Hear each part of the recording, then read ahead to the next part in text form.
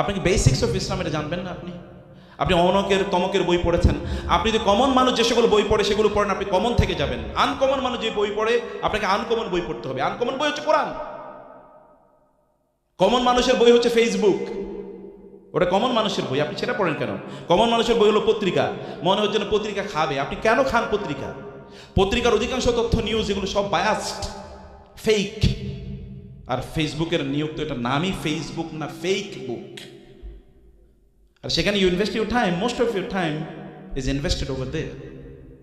No, আপনি real book কবে পড়বেন? যালিকাল কিতাবু লা রাইবা ফি হুদাল লিল মুত্তাকিন। আপনি রিয়েল বুক তো আপনাকে পড়তেই হবে। সেটা হলো সেই রিয়েল বুকও আপনাকে অবশ্যই পড়া থাকবে। এই কারণে আপনাকে হ্যাবিটগুলো ডেভেলপ করেন। মনে রাখবেন, হ্যাবিট ছাড়া আপনি কোনোদিন এগোতে পারবেন না। আমি যেটা বলছিলাম, আপনি ফজরের বেলা যদি ঘুম থেকে না উঠতে পারেন, আপনি দুনিয়ারে উল্টাইবেন কিভাবে? আপনি তো আপনার কাঁথাই উল্টাইতে পারতেছেন না, নাকি? যিনি কাঁথার কম্বলে উল্টাইতে পারেন না, তিনি কিভাবে দুনিয়া উল্টাবেন? ইম্পসিবল। আপনার মেডিকেল স্টুডেন্টরা আপনার বলেন হেলথের কথা, আল্লাহ রাসূল বলেছেন আল মুমিনুল কাওয়িয়্যু খায়রুন ওয়া আহাব্বু ইলাল্লাহ মিনাল মুমিনিদ দাঈফ। একজন শারীরিকভাবে শক্তিশালী ইমানদার আল্লাহর কাছে শারীরিকভাবে দুর্বল ইমানদারের চেয়ে অনেক অনেক প্রিয়, অনেক অনেক বেশি কি প্রিয়। আপনারা জানেন মুসা আলাইহিস সালাতু, আপনারা মুসা হয়ে যান না কেন? You just become like Moses. মুসা আলাইহিস সালাতু ওয়াস সালাম, মুসা আলাইহিস সালাতু ওয়াস সালাম গেলেন ওই যে মাদিয়ানে, সেখানে গিয়ে দেখলেন দুজন সুন্দরী নারী, যুবতী, মোস্ট প্রবলি দিনাজপুর মেডিকেল কলেজের স্টুডেন্টদের মতোই হবে, তাই না? তো এখন ইয়াং ম্যানের তার সাথে ট্রিটমেন্টকে আমি সে আলোচনায় পড়ে যাবো। ওই জায়গায় ওই যে কিছু কোয়েশ্চেন আছে তার উপর আমি আলোচনা করব। তারা এসে এর মধ্যে মানে দুই বোন, এক বোন বাবাকে বলেন ইয়া আবা তিস্তাজিরহু ইন্না খায়রা মান ইস্তাজারতাল কাওয়িয়ুল আমিন। বাবা, তাকে আপনার কাজে নিয়োগ করেন, আপনার একটা লোক লাগবে, আপনাদের highly professional CEO of your industry, আপনার প্রতিষ্ঠানের সিইও লাগবে, ওর এমডি লাগবে, ম্যানেজিং ডিরেক্টর লাগবে, ওনাকে নিয়োগ দেন। কারণ তিনি আল কাওয়ি, শারীরিকভাবে প্রচণ্ড শক্তিশালী। আপনার শরীরের শক্তি কই? আপনি কেন শারীরিকভাবে শক্তিশালী না? আপনি খান হলো জাঙ্ক ফুড, ফাস্ট ফুড। যে ফুড ফাস্ট আসে সেই ফুড ফাস্ট যায়, যেটা ধীরে আসে যেটা ধীরে যায়। আপনি এই ফুডে কেন অভ্যস্ত হবেন? এটা তো আপনার ফুড না। আপনি কি মনে করেন যে আপনার ইঞ্জিন ফেরারি অথবা বিএমডাব্লিউতে আপনি কোক ঢেলে দেবেন, এরপরে এটা আপনার 180 গতিতে তারপরে নিয়ে যাবে কোথাও? আপনার ইঞ্জিন, শরীরের ইঞ্জিনটা, লোকোমেটিভটা, সেটি তো অবশ্যই ফেরারি গাড়ির চেয়ে অনেক বেশি দামি। এখানে ভরতেছেন কি? ফুয়েলকে। এটার জন্য ফুয়েলকে, অথবা এটার জন্য আপনার লুব্রিক্যান্টকে।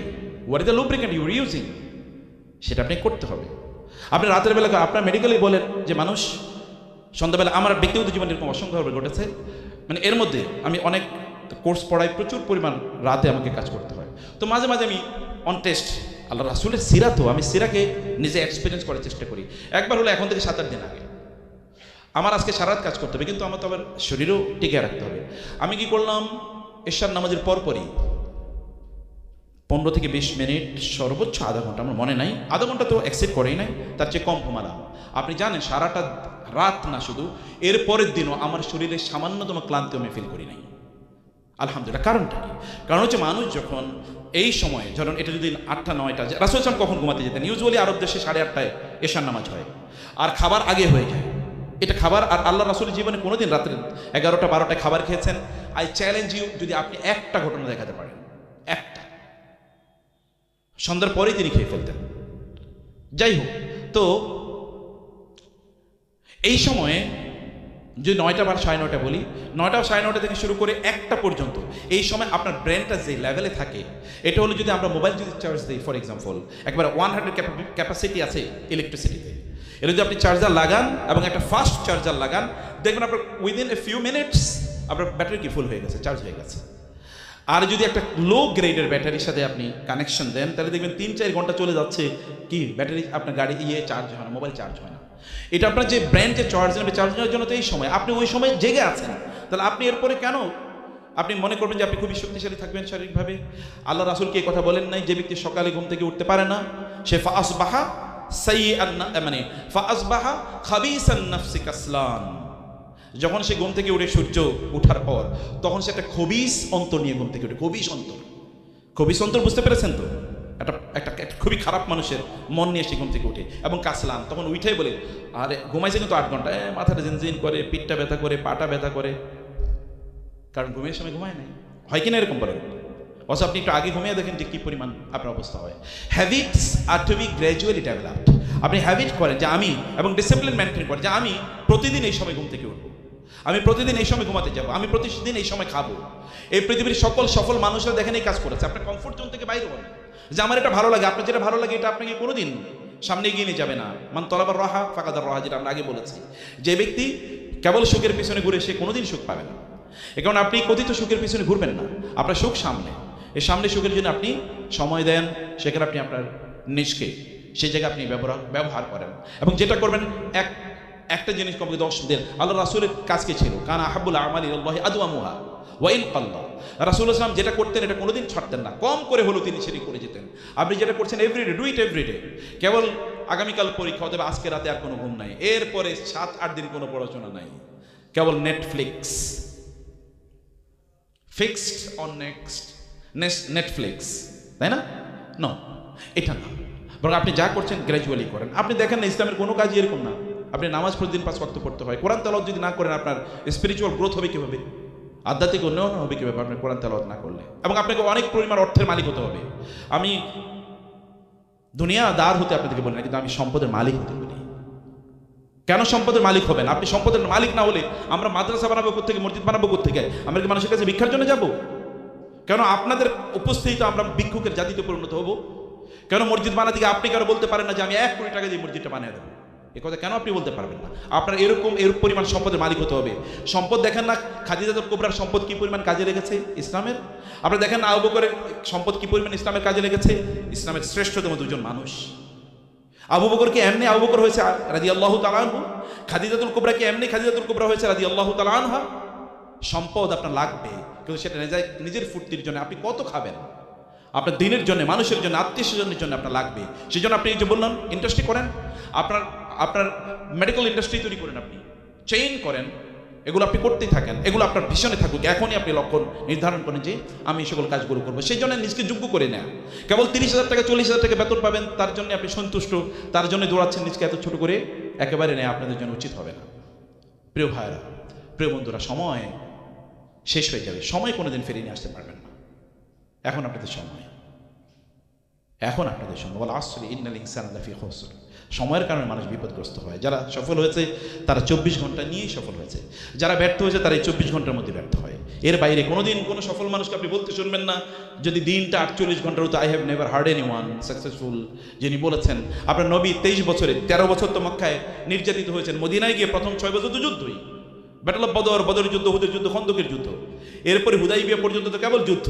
এরপরে কি করেছেন দেখেন, গোটা পৃথিবী আজকে প্রায় 250 কোটি মানুষ সমস্বরে বলতে থাকে আশহাদু আল্লা ইলাহা ইল্লাল্লাহ ওয়া আন্না মুহাম্মাদার রাসূলুল্লাহ। তিনি যদি ফেসবুকে আর ইউটিউবে সময় কাটাইতেন তাহলে কি হইতো? তখন ফেসবুক আর ইউটিউব ছিল না, কিন্তু কম্পোনেন্ট শয়তানের ট্রিক সবসময় একরকম, কেবল খোলস পাল্টায়। শয়তানের ট্রিক সবসময় একরকম, একই কাম, তখনও যা ছিল এখনও আছে, কেবল প্যাটার্ন চেঞ্জ হয়েছে, আর কিছু না। আপনি প্যাটার্নের মধ্যে ঢুকে নিজকে ধ্বংস করে দেওয়ার কোনো প্রয়োজন নাই।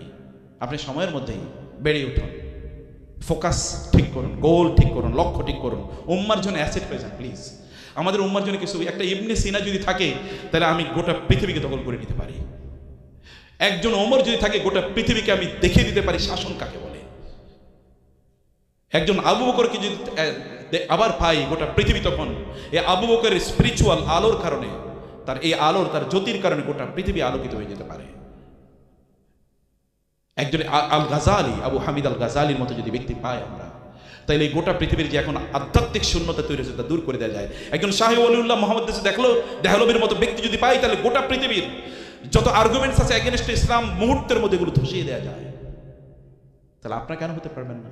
আপনারা তো তাদেরই উত্তরসূরি, সেই যোগ্যতা আপনাদের মধ্যে আছে। কেবল টাইমটাকে ব্যবহার করা লাগবে, কেবল সময়টাকে ব্যবহার করা লাগবে, কেবল সময়টাকে ব্যবহার করা লাগবে। এবং এই কারণে সময়কে ব্যবহার করার জন্য এখন যারা বের হয়ে যাচ্ছেন এবং যারা আছেন, স্যারদের সাথে সময় দেন, মেডিকেলে যান এবং ক্লিনিকগুলোতে যান, প্রচুর কেস স্টাডি করুন, জানুন, বুঝুন। আপনি জানেন তো কেস স্টাডি ছাড়া তো কোনো পড়াশোনাই নেই। এই কোরআন কত কি পরিমাণ কেস স্টাডি দিয়েছে, এই গল্প তো সব কেস স্টাডি, এত পরিমাণ কেস স্টাডি করেন, দেখেন এবং এক্সপিরিয়েন্স অর্জন করুন। এটা আপনি ব্যাপক পরিমাণে করুন প্লিজ। আমি আপনাদের কাছে অনুরোধ করছি, সময়টাকে নষ্ট করবেন না। যখন এরপরে যদি আপনাদের কাছে আসি, তখন যেন আপনাদেরকে শুনি যে আপনারা নতুন অনেক কোর্স করেছেন, অনেক নতুন বই পড়েছেন। এভারেজ মানুষ হুমায়ুন আহমেদের বই পড়াতো, আর ওই যে কি বলে ইমদাদুল হক মিলন, সমরেশ মজুমদার, রুচিরও তো একটা ইস্যু আছে। এর কোন রুচিতে মানুষের যখন বই পড়ে, অথচ তার কাছে আল্লাহর কিতাব আছে, রাসূলের সুন্নাহ আছে, রাসূলের সিরা আছে, মেডিকেলের এত হাইলি প্রফেশনাল বইগুলো আছে। এর রুচিকে নিচে না নামিয়ে এভারেজ মানুষে না হয়ে এক্সেপশনাল হন, নিজকে এক্সেপশনাল জায়গায় নিয়ে যান। আমরা যখন এরপরে আসবো তখন যেন আপনাদেরকে জিজ্ঞেস করলে শুনতে পারি যে না, আপনারা in the meantime you have changed yourself ইনশাআল্লাহ, নাকি ইনশাআল্লাহ? অনেকে চিন্তা করতেছে ঘুমাবো নাকি ইনশাআল্লাহ বলুন। আপনারা কেবল শুনলেই চলবে না, আমল করা লাগবে। যারা বের হয়ে যাচ্ছেন তাদের জন্য এক দুইটা পরামর্শ, কুইক পরামর্শ। এর মধ্যে 1 নম্বর পরামর্শ হচ্ছে, এখনো সামনে যতটুকু সময় আছে আরও জ্ঞান অর্জন করার চেষ্টা করুন। আপনারা বিদেশে যান, ইউরোপে যান, আমেরিকায় যান, সেখান থেকে জ্ঞান অর্জন করে ফিরে আসার জন্য, নট সেটেল ডাউন হওয়ার জন্য। ভালো করে মনে রাখবেন, অমুসলিম দেশে সেটেল ডাউন হওয়ার অনেকগুলো কন্ডিশন আছে। তোমাদের একটা কন্ডিশন হলো আপনার পরবর্তী প্রজন্মকে আপনি রক্ষা করতে হবে। আপনি ইউরোপ আমেরিকাতে স্টাডি দেখেন, যত স্টাডি আছে সকল স্টাডি দেখবেন, ফার্স্ট জেনারেশন যারা ওইখানে ইমিগ্রেন্ট তারা ঠিক আছে, কিছু মসজিদে যায়। সেকেন্ড জেনারেশন 25%, 30% মসজিদে যায়। থার্ড জেনারেশনের মধ্যে সর্বোচ্চ 5% মসজিদে যাচ্ছে। আর বাকি 90 থেকে 95% তাদের জেন্ডার পর্যন্ত জানে না। সেদিন একজন বোন আক্ষেপ করে বললেন, আমরা আগে যখন ইউরোপে বা আমেরিকার কথাই তিনি বলছেন, আমার অনেক স্টুডেন্ট আছে ওইখানে, তাও তারা বলছেন যে স্যার এরকম হয়েছে ঘটনা যে আমরা এর আগে শুনতাম যে আমাদের ছেলেরা, মানে মুসলমান ছেলেরা মানে অমুসলিম মেয়েদেরকে বিয়ে করে ফেলছে, এটা আমাদের টেনশনের কারণ ছিল। কিন্তু হঠাৎ করে গত 12-15 বছর আগ থেকে শুরু হলো যে মুসলিম মেয়েরা অমুসলিম ছেলেদেরকে বিয়ে করছে। এটা একটা প্রবলেম। এখন আমরা নতুন প্রবলেমে এসেছি। নতুন প্রবলেম কি? এখন হঠাৎ করে আমার মেয়ে এসে আমাকে বলে, মা তুমি জানো আমি আজকে থেকে ছেলে। আমার মেয়ে ছেলে এসে আমাকে বলতেছে, মা তুমি জানো আমি এখন জেন্ডার চেঞ্জ করে ফেলেছি, I don't have any biological name now. আমার এখন বায়োলজিক্যাল আইডেন্টিটি নাই, আমার এখন একটাই মাত্র আইডেন্টিটি, তা হলো আমি মানুষ। বলতে পশু হয়ে বলতেছে আমি মানুষ, পশু হয়ে গেছে, এখন বলছে মানুষ। এখন জেন্ডার চেঞ্জ করছে। এখন তো জেন্ডার চেঞ্জ করার জন্য কোনো মেডিকেল ট্রিটমেন্টের প্রয়োজন নেই, জানেন তো নাকি? হ্যাঁ, জেন্ডার চেঞ্জ করার জন্য কোনো মেডিকেল ট্রিটমেন্টের দরকার নেই। এখন কেবল যদি আপনি বলেন আমি মনে মনে নারী, আমি মনে মনে নারী। আমেরিকাতে কয়েকদিন আগে যেটা ঘটেছে যে এক পুরুষ, সে তাকে বললো আমি মনে মনে নারী। এখন আমেরিকান কোর্ট মানে ওইখানে জেলখানা বলছে না আপনি পুরুষ। এখন সে তো জেলে তো যাবে, তাকে তো ইয়েতে রাখতে হবে, প্রিজনে রাখতে হবে। এখন তাকে কি ছেলেদের প্রিজনে রাখা হবে নাকি মেয়েদের প্রিজনে রাখা হবে? এটা একটা ইস্যু। এই লোক করছে মামলা কোর্টে মামলা করার পর ওই যে কোর্ট রায় দিছে, সে যেহেতু মনে মনে মেয়ে, অতএব তাকে মেয়ে হিসেবে ট্রিট করা হোক। এখন তাকে মহিলাদের সাথে থাকতে দিছে হলো ওই যে ওয়ার্ডে। এখন এরপরে ঘটনা আপনারা চিন্তা করেন কি করতে পারে। This happening. এটা একটা ভয়াবহ পরিস্থিতি, গোটা মানব সভ্যতা আছে, ওরা এই জায়গায় নিয়ে গেছে। বুঝতে পারছেন? This are problems. অথবা আমি যেটা বলছি, আপনারা যাবেন ওই সকল দেশে, কিন্তু আপনারা পড়তে যাবেন, তাদের জ্ঞানগুলো অর্জন করে নিয়ে আসুন। আপনারা জানেন জাপান যখন দ্বিতীয় বিশ্বযুদ্ধে কি হয়েছে, এই জাপানকে কি করে ফেলেছে আমেরিকা। এই জাপানের লোকেরা তারপরে তারা পাঠিয়েছে জার্মানিতে তাদের লোকজনকে, কয়েকজনকে পাঠালো, যাও ওইখান থেকে পড়ে আসো। কন্ডিশন হলো তোমরা যখন ফিরে আসবে তখন ওই দেশে তোমরা যা বেতন পাবে তার চেয়ে দ্বিগুণ দেবো। তারা ফিরে এসছে, বললো যে তোমাদের কোনো চাকরি নাই, তোমাদের চাকরি হলো তোমরা যা শিখেছো তাই, এই টেকনোলজি ট্রান্সফার যেটাকে বলে, এই টেকনোলজি অন্যদেরকে শিখিয়ে দাও, হাতে কলমে শিক্ষা, কোনো ইউনিভার্সিটির প্রয়োজন নাই। আজকে দেখেছেন আমেরিকা এই চায়নার উত্থানের পূর্ব পর্যন্ত, মানে জাপানের কথা বলছি, চায়নার উত্থানের পূর্ব পর্যন্ত, এখন থেকে 5-7 বছর আগের কথা আমি বলছি, জাপান তখনও গোটা পৃথিবীর সেকেন্ড লার্জেস্ট ইকোনমি। 1 নম্বর ইকোনমি আমেরিকা, 2 নম্বর ইকোনমি হচ্ছে জাপান। ছোট্ট একটা দেশ, কিছুই নাই, কেবল উৎপাদন, ইন্ডাস্ট্রি, এর বাইরে কিছু নেই। এখন চায়না এগিয়ে গেছে, এখন চায়না সেকেন্ড হয়েছে, আর থার্ড হচ্ছে জাপান। কি আছে? কিছুই নেই। তাইলে কি হলো? সত্যিকার অর্থে আপনি ওইখানে যান, জ্ঞান অর্জন করেন, ফিরে আসেন, আপনারা বড় কিছু করেন, যেন আপনি 10 বছর পরে যেন আপনি বলতে পারেন বাংলাদেশের সর্বশ্রেষ্ঠ মেডিকেল সার্ভিসটা আমরা দিচ্ছি। এটা বলতে পারবেন না? ইনশাল্লাহ করেন। ছোট ভিশনকে ছোট করবেন না। You are eagles and you will be flying the sky. আপনার জন্য ইগলের জাতি, আপনারা নিচে করবেন, আপনারা আকাশে উঠবেন। আপনাদেরকে আকাশে উড়ার মতো সক্ষমতা, যোগ্যতা আল্লাহ দিয়ে দিয়েছেন। আর আপনাদের সাথে আপনাদের রব আছে, টেনশন কোথায়? মুসা আলাইহিস সালাম যখন সমুদ্র পার হবেন, তার সাথীরা তাকে বলেন ইন্নাল আমুদ্রাকুন, আমরা তো ধরা খেয়ে গেছি। মুসা বলেন না, আল্লাহর কসম, ইন্না রব্বি মাই সায়াহদিন, আমার রব আমাকে দেখাবেন, পথ দেখাবেন তিনি, আমরা ধরা খাচ্ছি না। মুসা আলাইহিস সালাম আল্লাহকে বললেন আল্লাহ পথ দেখান। আল্লাহ তাআলা বলেন আপনার হাতে লাঠি আছে, লাঠি দিয়ে কি করেন? সমুদ্রে আঘাত করেন, 12টা রাস্তা তৈরি হয়ে গিয়েছে।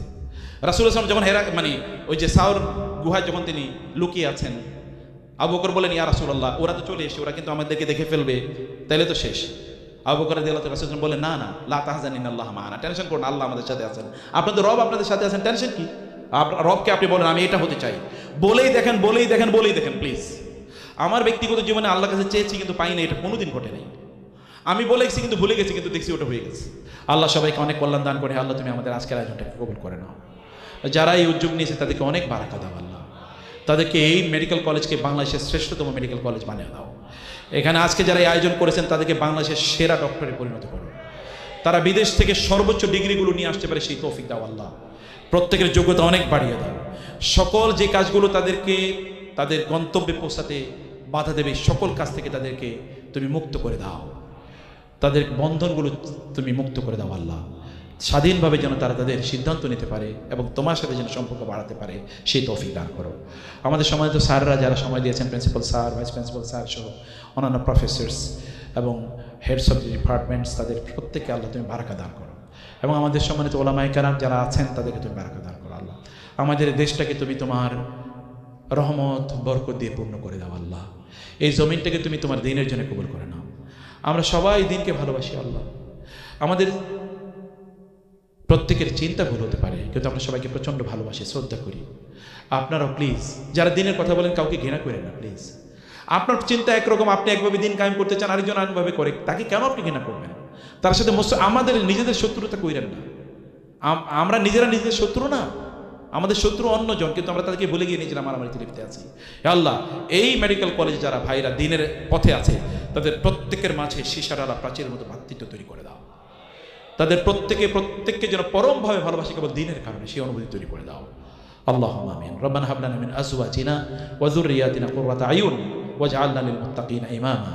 আল্লাহুম্মা আকসিম লানা মিন খাশিয়াতিকা মা তাহুলু বাইনানা ওয়া বাইনা মাসিয়াতিক ওয়া মিন তাআতিকা মা তুকাররিবুনা বিহি জান্নাতাক ওয়া মিনাল ইয়াকিনি মা তুহাওবিনু বিহি আলাইনা মাসাইবাদ দুনিয়া ওয়া মাত্তি'না বিআসমা'ina ওয়া আবসারিনা ওয়া কুওয়াতিনা মা আহইয়াইতানা ওয়াজআলহা আল-ওয়ারিসা মিন্না ওয়াজআল সা'রানা আলা মান যালামানা ওয়ানsurna আলা মান আদানা ওয়া লা তাজআলিদ দুনিয়া আকবার হাম্মিনা ولا مبلغ علمنا ولا تسلط علينا من لا يخافك ولا يرحمنا.